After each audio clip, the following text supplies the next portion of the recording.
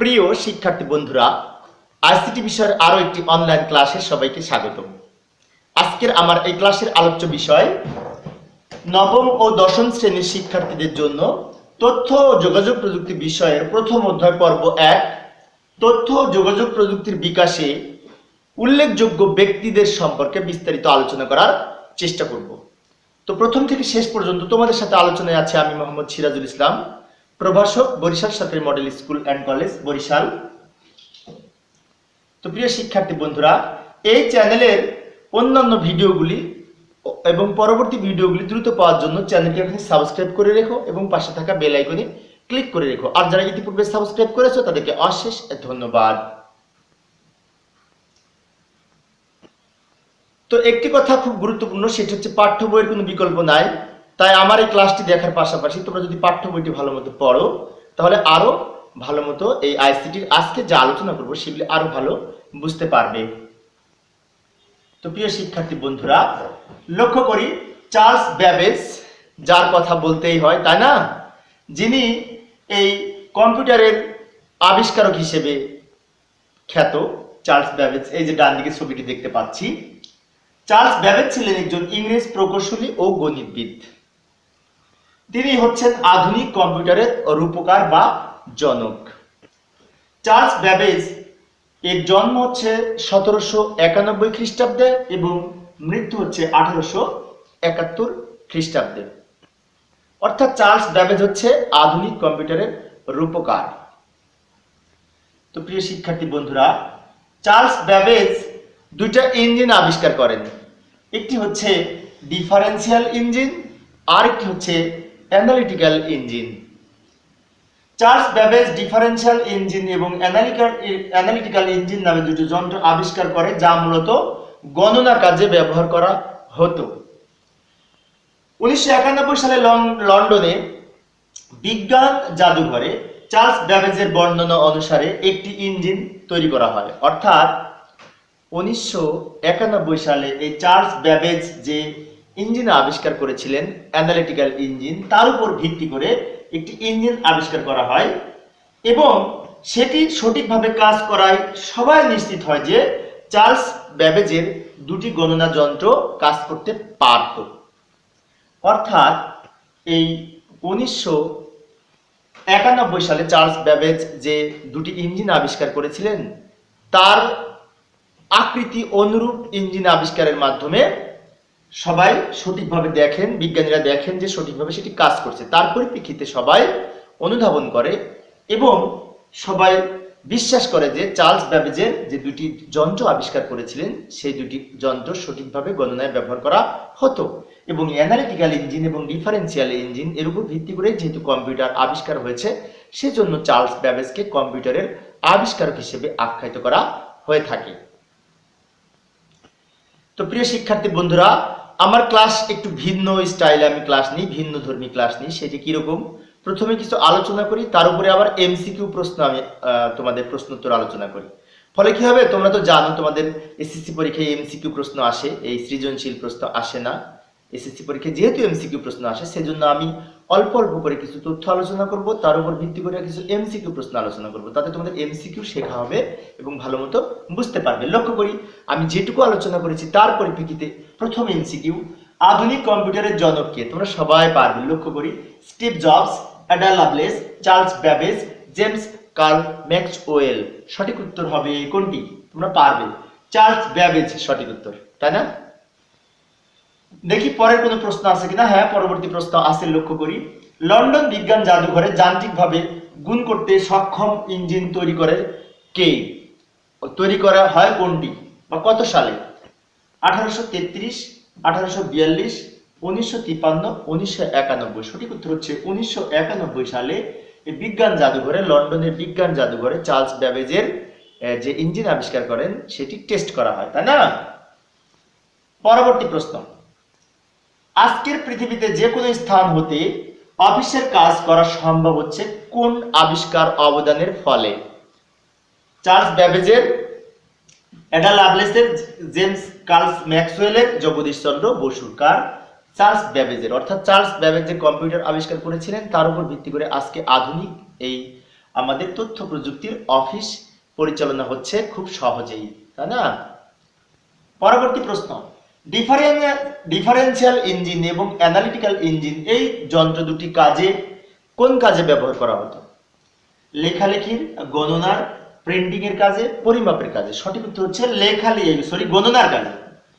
অর্থাৎ analytical engine এবং differential engine Charles Babbage তৈরি করেছিলেন, যেটি মূলত গণনার কাজে ব্যবহার হতো, তাই না? পরবর্তী প্রশ্ন, চার্লস ব্যাবেজের তৈরিকৃত ইঞ্জিনের বর্ণনা অনুযায়ী কোথায় ইঞ্জিন তৈরি করা হয়? কোথায়? ইতালিতে, আমেরিকার বেল ল্যাবরেটরিতে, জার্মানিতে, লন্ডনের বিজ্ঞান জাদুঘরে। কিছুক্ষণ আগে আমি আলোচনা করি, সঠিক উত্তর হচ্ছে লন্ডনের বিজ্ঞান জাদুঘরে। পরবর্তী প্রশ্নটি লক্ষ্য করি, 21 শতকের পৃথিবীর সম্পদ হচ্ছে ড্যাশ। 21 শতকের পৃথিবীর সম্পদ হচ্ছে ড্যাশ। জ্ঞান, পরিবেশ, মানুষ।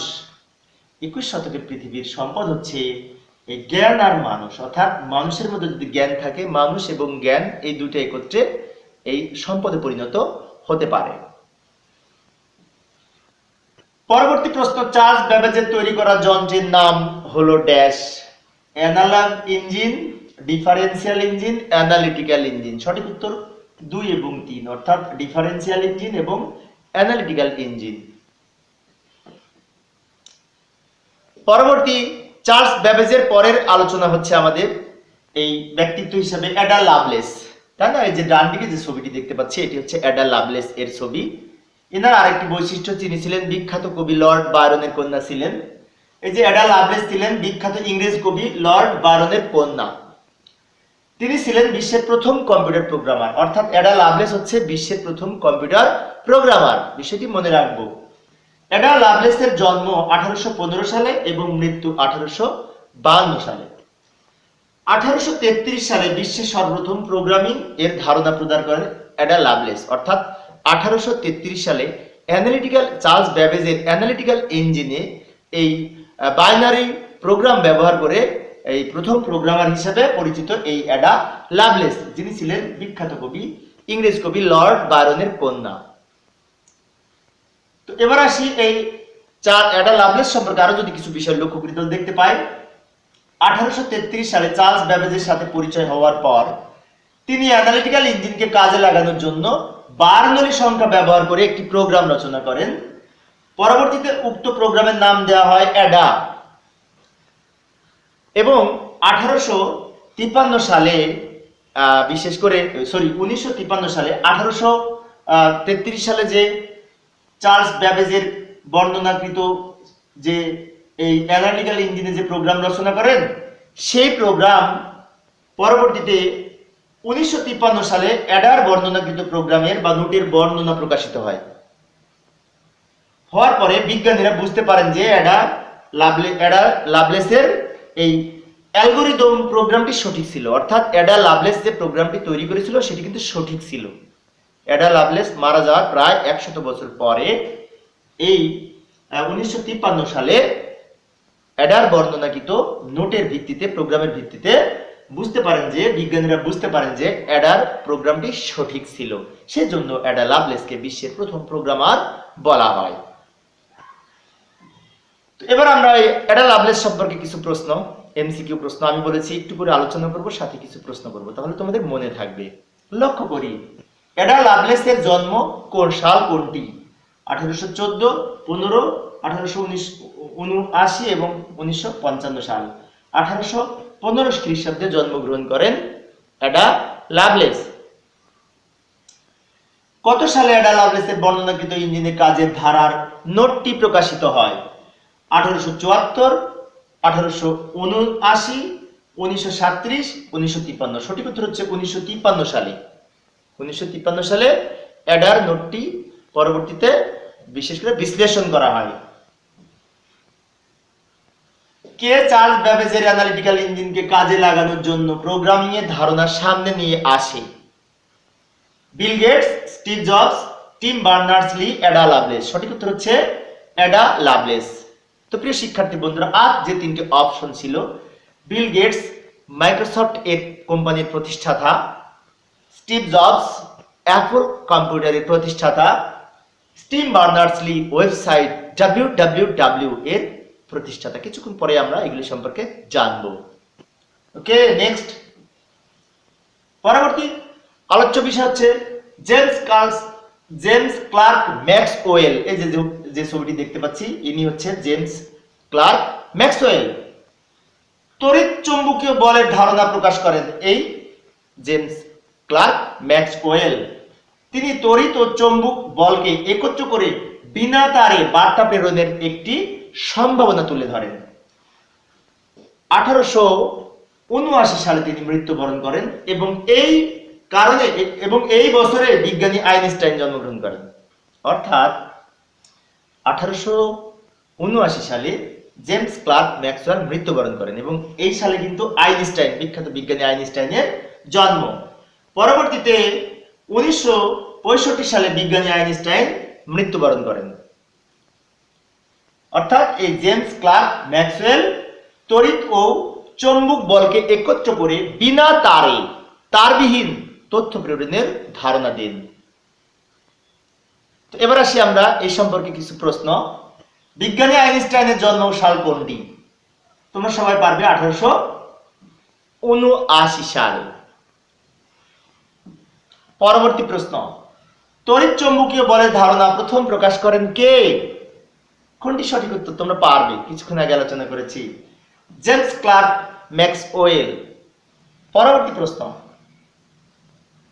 বিজ্ঞানী ম্যাক্সওয়েল তড়িৎ ও চৌম্বক বলকে একত্র করে যে ধারণাটি প্রকাশ করেন তার নাম কি? তড়িৎ শক্তি, তড়িৎ বল, তড়িৎ চৌম্বকীয় বল, চৌম্বকীয় বল। সঠিক উত্তর হচ্ছে তড়িৎ চৌম্বকীয় বল এর ধারণা দেন এবং এর ভিত্তিতে তিনি বিনা তারে তথ্য প্রেরণের ধারণা দেন। বিজ্ঞানী আইনস্টাইন কত সালে মৃত্যুবরণ করেন, তাই না? 1965 সালে বিজ্ঞানী আইনস্টাইন মৃত্যুবরণ করেন। তো প্রিয় শিক্ষার্থী বন্ধুরা, বিগত বছরগুলোর এসএসসি পরীক্ষার প্রশ্নের আলোকে আমি এই প্রশ্নগুলি আলোচনা করার চেষ্টা করছি, তাই আশা করি তোমরা এই প্রশ্নগুলি ভালো মতো মনে রাখবে। পরবর্তী প্রশ্ন, জগদীশ চন্দ্র বসু সম্পর্কে। তিনি 1895 সালে অতি ক্ষুদ্র তরঙ্গ ব্যবহার করে এক স্থান থেকে অন্য স্থানে তথ্য প্রেরণের ধারণা দেন জগদীশ চন্দ্র বসু। অর্থাৎ এই 1895 সালে অতি ক্ষুদ্র তরঙ্গ ব্যবহার করে তিনি এক স্থান থেকে অন্য স্থানে তথ্য প্রেরণে সফল হন এই বিজ্ঞানী জগদীশ চন্দ্র বসু। তিনি 1858 সালে জন্মগ্রহণ করেন এবং 1937 সালে মৃত্যুবরণ করেন। তবে তার এই আবিষ্কার প্রকাশিত হয়নি, অর্থাৎ তার এই আবিষ্কার প্রকাশিত না হয় তিনি সার্বজনীন স্বীকৃতি পাননি। বেতারের আবিষ্কারক হিসেবে যদিও তিনি খ্যাত, কিন্তু তার এই আবিষ্কারক প্রকাশিত না হওয়ায় তিনি সার্বজনীনভাবে পূর্বে স্বীকৃতি পাননি। জগদীশ চন্দ্র বসু সম্পর্কে গুরুত্বপূর্ণ কিছু প্রশ্ন। জগদীশ চন্দ্র বসুর কত সালে জন্মগ্রহণ করেন, তাই না? 1858 খ্রিস্টাব্দে জন্মগ্রহণ করেন জগদীশ চন্দ্র বসু। ম্যাক্সওয়েলের কোন ধারণাটি বিনা তারে বার্তা প্রেরণের সম্ভাবনাকে তুলে ধরে? সেটি তড়িৎ চৌম্বকীয় বল এর ধারণা দেন জেমস ক্লার্ক ম্যাক্সওয়েল। পরবর্তী প্রশ্ন, বিনা তারে এক স্থান থেকে অন্য স্থানে বার্তা প্রেরণের প্রথম সফল হন উপমহাদেশের কোন বিজ্ঞানী? কিছুক্ষণ আগে আলোচনা করেছি, জগদীশ চন্দ্র বসু। পরবর্তী প্রশ্ন, গুগলিয়েলমো মার্কনি। এই যে ডান দিকে যে ছবিটি দেখতে পাচ্ছি, ইনি হচ্ছে গুগলিয়েলমো মার্কনি। বেতার তরঙ্গ ব্যবহার করে এক স্থান থেকে অন্য স্থানে তথ্য প্রেরণে প্রথম সফল হন গুগলিয়েলমো মার্কনি। সেজন্য এই ইতালির বিজ্ঞানী গুগলিয়েলমো মার্কনিকে এই বেতার যন্ত্রের আবিষ্কারক হিসেবে সার্বজনীনভাবে স্বীকৃতি দেওয়া হয়। অর্থাৎ গুগলিয়েলমো মার্কনি হচ্ছে বেতার যন্ত্রের আবিষ্কারক, তিনি হচ্ছে ইতালীয় বিজ্ঞানী। তিনি 1874 সালে জন্মগ্রহণ করেন এবং 1937 সালে মৃত্যুবরণ করেন। এবার আসি গুগলিয়েলমো মার্কনি সম্পর্কে কিছু প্রশ্ন। এমসিকিউ, বেতার তরঙ্গ ব্যবহার করে তথ্য প্রেরণে প্রথম সফল হন উক্ত বিজ্ঞানীর নাম কি? সঠিক উত্তর হচ্ছে গুগলিয়েলমো মার্কনি। বেতার যন্ত্রের আবিষ্কারক হিসেবে প্রথম কোন বিজ্ঞানীকে স্বীকৃতি প্রদান করা হয়? গুগলিয়েলমো মার্কনিকে সার্বজনীনভাবে বেতার তরঙ্গের আবিষ্কারক হিসেবে স্বীকৃতি দেওয়া হয়। আইবিএম সম্পর্কে আমরা কিছু তথ্য, কেননা কম্পিউটারের ক্ষেত্রে আইবিএম হচ্ছে ইন্টারন্যাশনাল বিজনেস মেশিন। আইবিএম এর পূর্ণরূপ, যেটি একটি কম্পিউটার সংক্রান্ত প্রতিষ্ঠান, কম্পিউটার নির্মাণ সংক্রান্ত প্রতিষ্ঠান। আইবিএম কোম্পানি বিশ্বের প্রথম মেইন ফ্রেম কম্পিউটার আবিষ্কার করেন। প্রিয় শিক্ষার্থী বন্ধুরা, কম্পিউটারের বিভিন্ন শ্রেণী বিভাগ রয়েছে, তাই না? যেমন super computer, main frame computer, mini computer, micro computer. আমরা যে কম্পিউটারগুলো দেখি এগুলো হচ্ছে মাইক্রো কম্পিউটার, কেননা মাইক্রোচিপ, মাইক্রো প্রসেসর ব্যবহার করে এই সমস্ত কম্পিউটার আমরা ব্যবহার করে থাকি, যেমন ডেস্কটপ, ল্যাপটপ, এগুলো সব হচ্ছে মাইক্রো কম্পিউটার। তো এই মেইন ফ্রেম কম্পিউটারের আবিষ্কারক হচ্ছে আইবিএম কোম্পানি। আইবিএম এর পূর্ণরূপ ইন্টারন্যাশনাল বিজনেস মেশিন। পরবর্তীতে 1971 সালে মাইক্রো প্রসেসর আবিষ্কার হলে সাশ্রয়ী কম্পিউটার প্রথম এর সূচনা করেন আইবিএম কোম্পানি। পরবর্তীতে এই সাশ্রয়ী কম্পিউটার মাইক্রো প্রসেসর আবিষ্কারের মাধ্যমে সূচনা করেন। এই যে আইবিএম কম্পিউটারের চিত্র এখানে দেখতে পাচ্ছি। এখানে কিছু প্রশ্ন আইবিএম কম্পিউটার সম্পর্কে। কোন কোম্পানি প্রথম মেইনফ্রেম কম্পিউটার আবিষ্কার করেন? এটা তোমরা পারবে, তাই না? আইবিএম। পরবর্তী প্রশ্ন, স্যামুয়েল টমলিনসন, অর্থাৎ স্যামুয়েল টমলিনসন ছিলেন বিশ্বের প্রথম ইমেল সিস্টেমের আবিষ্কারক। বিশ্বের প্রথম ইমেলের আবিষ্কারক হচ্ছে স্যামুয়েল টমলিনসন। তিনি ছিলেন আমেরিকার একজন কম্পিউটার প্রোগ্রামার। এই যে ডান দিকে যে ছবিটি দেখতে পাচ্ছি, ইনি হচ্ছে এই স্যামুয়েল টমলিনসন, এবং তিনি ছিলেন একজন আমেরিকার কম্পিউটার প্রোগ্রামার। 1971 সালে আরপানেট ব্যবহার করে এই ইলেকট্রনিক মাধ্যমে পত্রালাপের সূচনা করেন এই স্যামুয়েল টমলিনসন। সেজন্য স্যামুয়েল টমলিনসনকে বিশ্বের প্রথম ইমেইলের আবিষ্কারক হিসেবে আখ্যায়িত করা হয়ে থাকে।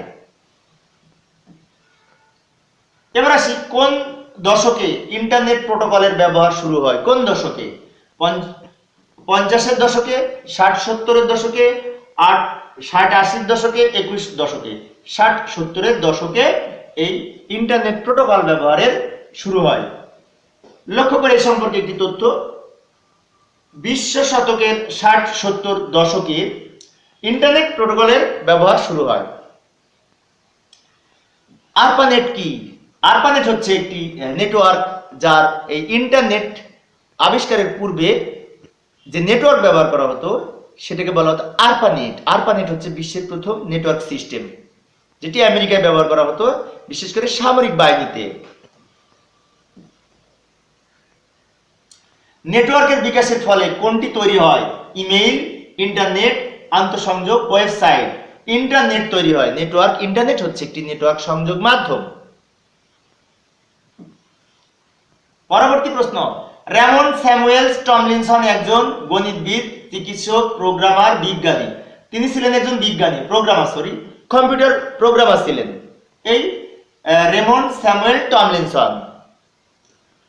তিনি ছিলেন আমেরিকার একজন কম্পিউটার প্রোগ্রামার।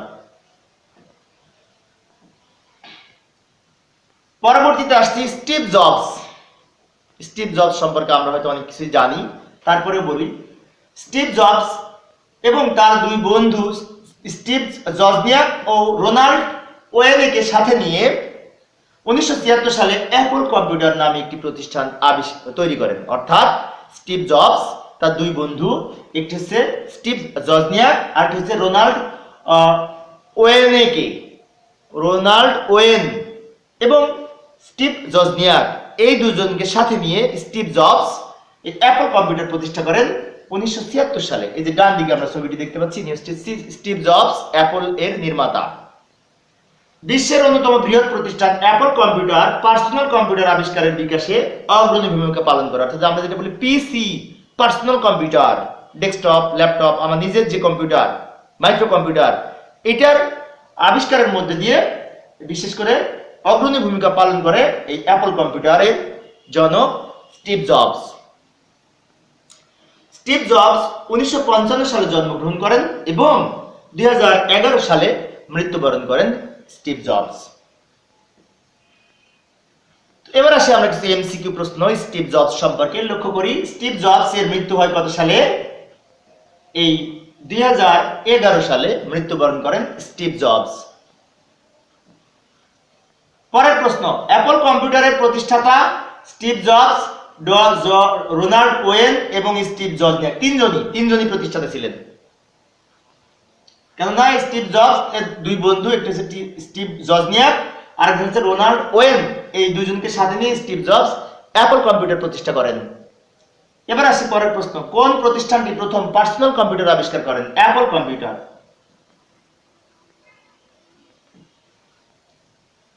এবার আসি আমাদের উইলিয়াম হেনরি বিল গেটস, যিনি মাইক্রোসফটের প্রতিষ্ঠাতা, যিনি হচ্ছে এই বিশ্বের কম্পিউটারের জগতে একটি আশীর্বাদ, উইলিয়াম বিল গেটস। তো বিল গেটস এই ছবিটি দেখতে পাচ্ছি ডান দিকে, ইনি হচ্ছেন উইলিয়াম হেনরি বিল গেটস। বহুল ব্যবহৃত মাইক্রোসফটের প্রতিষ্ঠাতা উইলিয়াম হেনরি বিল গেটস। এই যে ডান দিকে ছবিটি দেখতে পাচ্ছি।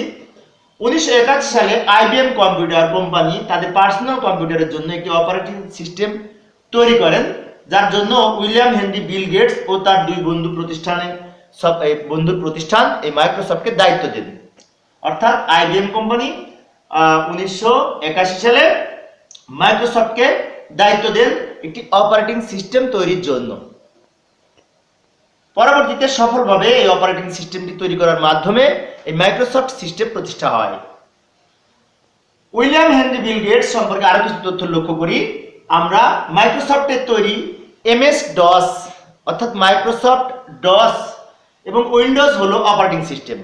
অর্থাৎ আমরা যে উইন্ডোজ ব্যবহার করি সেটা হচ্ছে মাইক্রোসফট উইন্ডোজ সিস্টেম যেটা ব্যবহার করি, সেই উইন্ডোজ কিন্তু আমাদের এই যে উইন্ডোজ 10, উইন্ডোজ 2007, 2008, উইন্ডোজ এক্সপি সবগুলি হচ্ছে মাইক্রোসফট এর প্রতিষ্ঠা।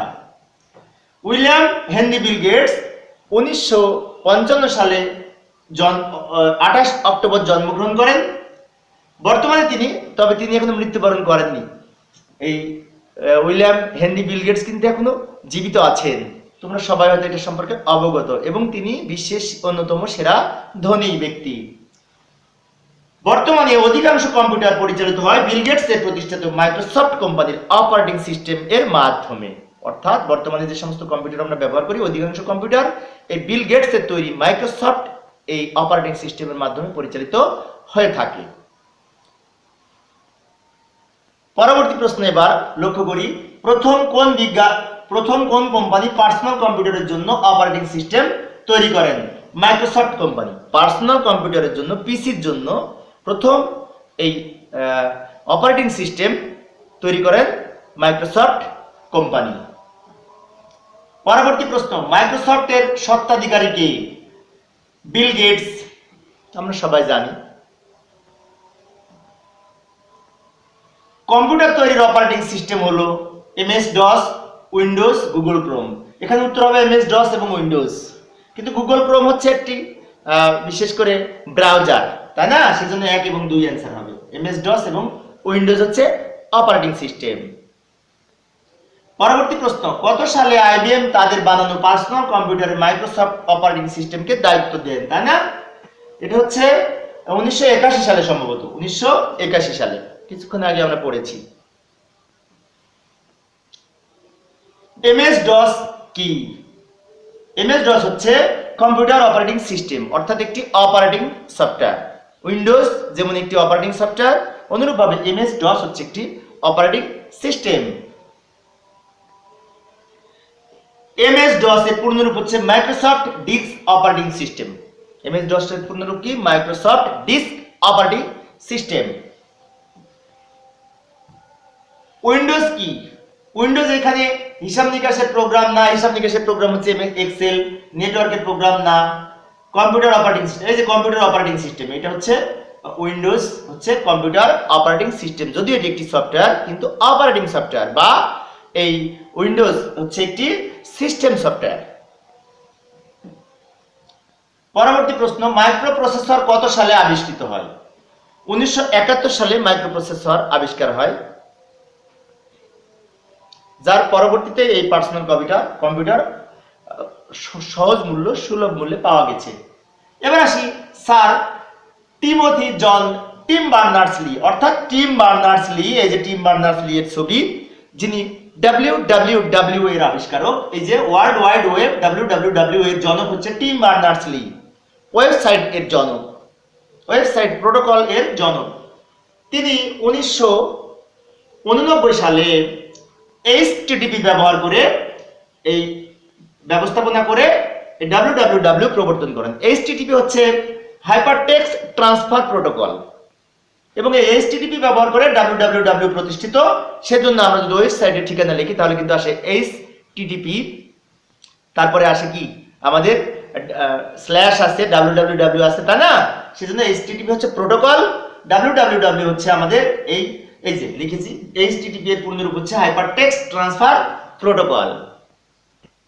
অর্থাৎ HTTP WWW ওয়েবসাইট এর জনক হচ্ছে টিম বার্নার্স-লি। টিম বার্নার্স-লি 1955 সালে 8 জুন জন্মগ্রহণ করেন। তো লক্ষ্য করেছি স্টিভ জবসের জন্ম 1955 সালে, টিম বার্নার্স-লি এর জন্ম 1955 সালে, এবং বিল গেটসের জন্ম 1955 সালে। মিল আছে কিন্তু, খেয়াল রাখবো। পরবর্তী প্রশ্ন, নিচের কোনটি নেটওয়ার্কের সিস্টেমের সাথে সম্পর্কিত? Windows, Unix, ARPANET, MS DOS. ARPANET, কারণ আরপানেট ব্যবহার করা হতো পূর্বে, যখন এই নেটওয়ার্ক সিস্টেম, যখন আমাদের ইন্টারনেট, প্রথম ইন্টারনেট হিসেবে এই আরপানেট ব্যবহার করা হতো আমেরিকায়। HTTP ব্যবহার করে তথ্য ব্যবস্থাপনার প্রস্তাবটি কে করেন? Team Berners-Lee. কিছুক্ষণ আগে বলেছি, তাই না? তো প্রিয় শিক্ষার্থী বন্ধুরা, আমি একটু দ্রুত বলছি সময় সেভ করার জন্য, কেননা ক্লাসটি অনেক লম্বা হয়ে যাচ্ছে, সেজন্য আমি একটু দ্রুত বলবো। WWW এর পূর্ণরূপ হচ্ছে world wide web, world wide web, WWW এর পূর্ণরূপ। বর্তমানে কোনটিকে কেন্দ্র করে শক্তিশালী অর্থনৈতিক ব্যবস্থা গড়ে উঠেছে? Protocol, website, network, internet. সঠিক উত্তর হচ্ছে ইন্টারনেট। ইন্টারনেটকে কেন্দ্র করে বিশ্বের বাণিজ্য থেকে শুরু করে সবকিছু পরিচালিত হচ্ছে, তাই না? ইন্টারনেটের মাধ্যমে আমরা ফেসবুক ব্যবহার করি, বিভিন্ন ওয়েবসাইট ব্যবহার করি, বিভিন্ন ই কমার্সের বিভিন্ন মাধ্যমে কেনা বেচা করি, সবকিছুর মূলেই রয়েছে এখন ইন্টারনেট। লক্ষ্য করি HTTP এর পূর্ণরূপ কি? কিছুক্ষণ আগে বলেছি, hypertext transfer protocol, hypertext transfer protocol. বানানগুলিও আমরা একটু লক্ষ্য করব। এবার আসি মার্ক জুকারবার্গ, যিনি তোমাদের সেই যে ফেসবুক নিয়ে তোমরা বিভিন্ন সময় ব্যস্ত থাকো, যদিও ফেসবুক নিয়ে সবসময় ব্যস্ত থেকো না, কেননা ফেসবুক শিক্ষার্থীদের সময় কেড়ে নিচ্ছে, তাই তোমরা ফেসবুকের পিছনে ছুটো না।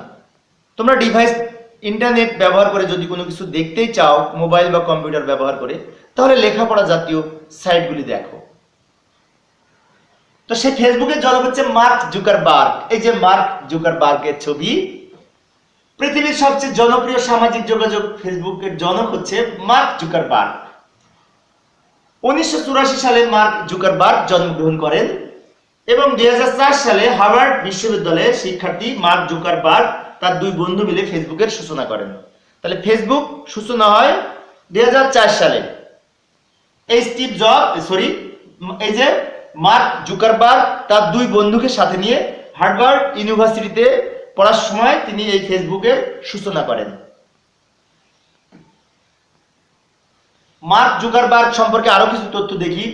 শুরুতে এটির ব্যবহার বিশ্ববিদ্যালয়ের শিক্ষার্থীদের মধ্যে সীমাবদ্ধ থাকলেও 2015 সালে পরিসংখ্যান অনুযায়ী প্রায় এই 1415 মিলিয়ন ব্যবহারকারী ছিল 2015 সালে। এখন তো আরো বেড়েছে, তাই না? ফেসবুকের মাধ্যমে সামাজিক যোগাযোগ রাখা, প্রয়োজনীয় স্ট্যাটাস সহ বিভিন্ন কিছু শেয়ার করা যায়। আমরা জানি ফেসবুক সম্পর্কে স্ট্যাটাস শেয়ার করা যায়, গ্রুপিং শেয়ার করা যায়, তারপর চ্যাটিং করা যায়, তাই না? অনেক কিছু করা যায় এই ফেসবুক ব্যবহার করে। তো এবার আসি আমরা ফেসবুক সম্পর্কে কিছু প্রশ্ন। ফেসবুকের নির্মাতা দেশ, আমরা এখানে সবাই জানি মার্ক জুকারবার্গ হচ্ছে ফেসবুকের নির্মাতা। ফেসবুক কত সালে আবিষ্কার হয়? কিছুক্ষণ আগে বলেছি 2004 সালে। আমি একটু দ্রুত বলবো, আমি আবারও বলছি, কেননা সময় সেভ করতে হবে, সেজন্য একটু দ্রুত বলবো আমি। তথ্য প্রযুক্তির উপাদানের অন্তর্ভুক্ত কোনটি? কম্পিউটার, ইন্টারনেট, কল সেন্টার, তিনটাই তথ্য প্রযুক্তির উপাদান। বর্তমানে পৃথিবীর সম্পদ কোনটি? শিল্প, সাধারণ মানুষ, বাণিজ্য, খনিজ। সাধারণ মানুষ। সাধারণ মানুষের মধ্যে যদি জ্ঞান থাকে তাহলে মানুষই এখন বর্তমান পৃথিবীর সম্পদ, অর্থাৎ প্রযুক্তি জ্ঞান থাকতে হবে। Globalisation and internationalisation. পরবর্তী প্রশ্ন, গ্লোবালাইজেশন এবং ইন্টারন্যাশনালাইজেশন বিষয় দুটি ত্বরান্বিত হওয়ার পিছনে কোনটির কারণ দায়ী? গ্লোবাল ভিলেজ, ইন্টারনেট, জ্ঞান ভিত্তিক অর্থনীতি, তথ্য ও যোগাযোগ প্রযুক্তি। সঠিক উত্তর হচ্ছে তথ্য ও যোগাযোগ প্রযুক্তি। মানুষের প্রকৃতি নির্ভরতা কমে যাওয়ার পেছনে কারণ কি? প্রকৃতি নির্ভরতা, প্রকৃতির উপর নির্ভরতা কমে যাওয়ার কারণ কি? যন্ত্রের আবিষ্কার ও ব্যবহার, অর্থের ব্যবহার, ইন্টারনেট, তথ্যের ক্রমবিকাশ। যন্ত্রের আবিষ্কার ও ব্যবহার, অর্থাৎ যন্ত্রের আবিষ্কার ও ব্যবহারের ফলে মানুষের এখন প্রকৃতি নির্ভর কমে গেছে। কিন্তু এক সময় মানুষ এই গরুর গাড়িতে করে প্রকৃতির উপর নির্ভর করে মানুষ বিভিন্ন জায়গায় যাতায়াত করতো, কিন্তু এখন কিন্তু মানুষ সবাই যন্ত্রের উপর নির্ভর হয়ে পড়েছে। এখন সবাই এই মোটরসাইকেল থেকে শুরু করে, মোটর গাড়ি থেকে শুরু করে বিভিন্ন গাড়ি ব্যবহার করছে, তাই না?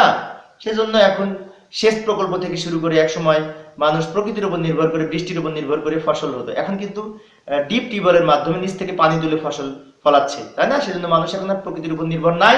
কিসের মাধ্যমে? যন্ত্রের আবিষ্কার ও ব্যবহারের মাধ্যমে।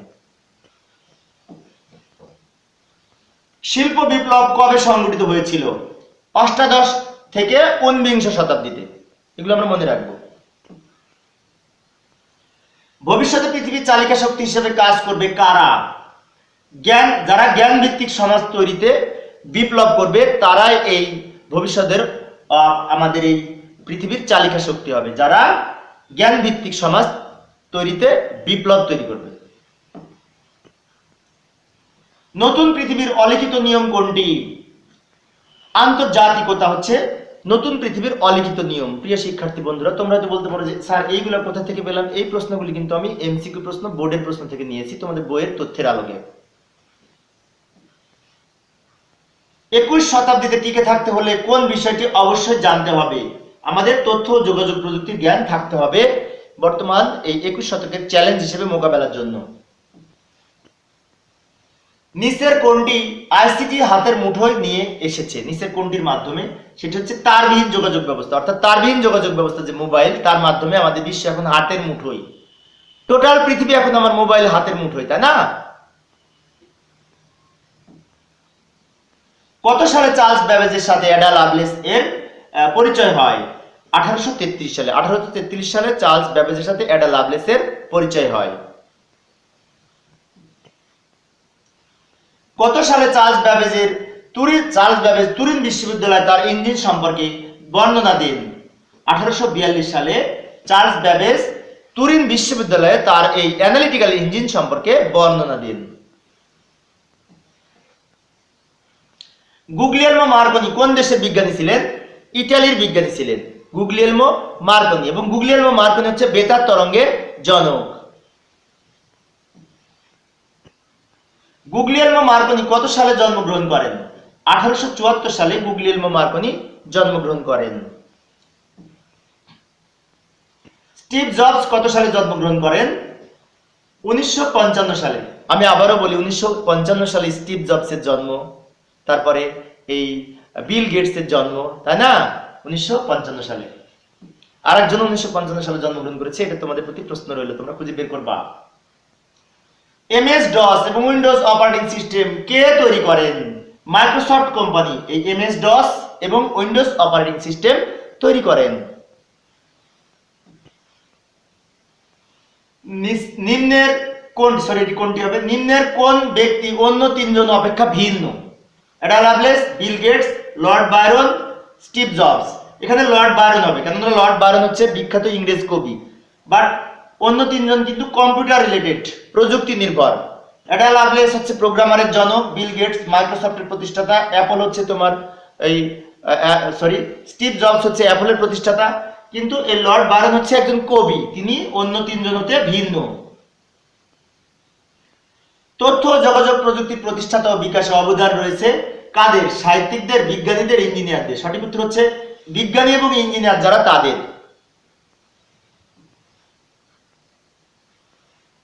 এক স্থান হতে অন্য স্থানে তথ্য প্রেরণ করার সাথে সংশ্লিষ্টতা কাদের রয়েছে? Jagadish Chandra Basu, Steve Jobs, Guglielmo Marconi. Jagadish Chandra Basu আর গুগলিয়েলমো মার্কনি, এই দুজন এর সাথে এক স্থান থেকে অন্য স্থানে তথ্য প্রেরণের, বিনা তারে তথ্য প্রেরণের অবদান রয়েছে। American programmer Raymond Samuel Tomlinson ছিলেন একজন। ইন্টারনেট চালু করেন প্রথম, টেলিভিশন তৈরি করেন, ইমেল চালু করেন। সঠিক উত্তর হচ্ছে যে 1 এবং 3, অর্থাৎ তিনি ইন্টারনেট চালু করার মাধ্যমে ইমেল আদান প্রদান করেন প্রথম এই স্যামুয়েল টমলিনসন। ইমেল হলো ইন্টারনেট, ইলেকট্রনিক মেইল, তথ্য আদান প্রদানের মাধ্যম। তাহলে এখানে ইমেল হচ্ছে ইলেকট্রনিক মেইল, কথাটা সত্য। তথ্য আদান প্রদানের মাধ্যম ইমেল, এটাও সত্য, অর্থাৎ 2 এবং 3 সঠিক উত্তর। তো প্রিয় শিক্ষার্থী বন্ধুরা, এই ছিল আমার আজকের আলোচ্য বিষয়। আমার পরবর্তী ক্লাসের আলোচ্য বিষয় হচ্ছে প্রথম অধ্যায়ের অবশিষ্ট অংশসমূহ আমি পরবর্তীতে আলোচনা করার চেষ্টা করব, দেখার আমন্ত্রণ রইল। পরিশেষে আমার এই ক্লাসটি যদি তোমাদের উপকারে আসে এবং ভালো লাগে, তাহলে প্লিজ আমার এই ভিডিওটিতে লাইক দিবে, শেয়ার করবে এবং আমার এই চ্যানেলের পরবর্তী ভিডিওগুলি পাওয়ার জন্য চ্যানেলটি সাবস্ক্রাইব করে রাখবে। পরবর্তীতে আরো নতুন নতুন শিক্ষামূলক ভিডিও আনার প্রত্যাশা নিয়ে আজকের মতো বিদায় নিচ্ছি। সবাই ভালো থাকবে এবং সুস্থ থাকবে। খোদা হাফেজ।